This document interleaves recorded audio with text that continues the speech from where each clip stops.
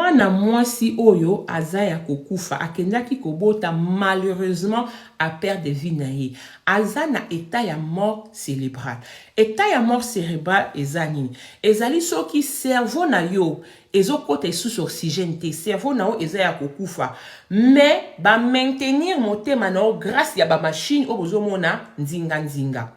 Mwasi akendaki kobota malheureusement mawa a perdre de vie na ye. Mais asignaka papier que soki ye akufi to soki a eu problème soki aza na état ya mort cérébrale to a eu problème accident AVC tout ça là bazwa ba organe na ye ya nzoto bapesa ba oyo baza na maladie o bazo luka ba greffe ya ba organe pour ba vivre donc ba organe bazwa ka poso na yo ya nzoto bakozwa motema na yo bakozwa ba poumon na yo bakozwa ba rein na yo bakozwa nyonso ya nzoto na yo bakopesa bato mosusu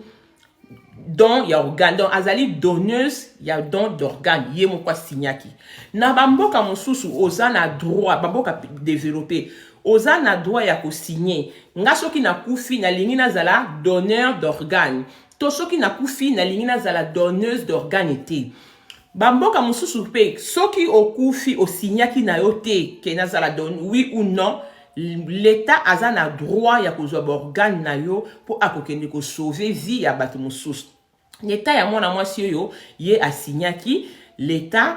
asignaki nga soki na kufi nazali donneuse pour organe na nga pesa bato bazala maladie pour ba vivre. Siko l'État ba longola na chambre azalaki ya réanimation ba memaye na salle d'op pour ba salle opération ba longolé organe wana yango bozo mona ba telemizi nzinga na ba benga ngo marche d'honneur.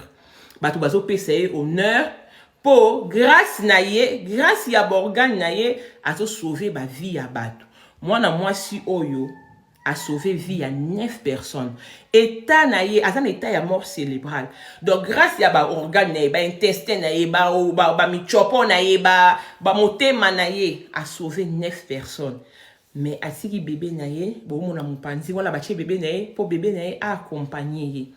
nde ba ke na ye boye bakolongola organe ale ba débrancher machine wana nyonso tout akufi bake kokunda ba bengaka ngo marche d'honneur.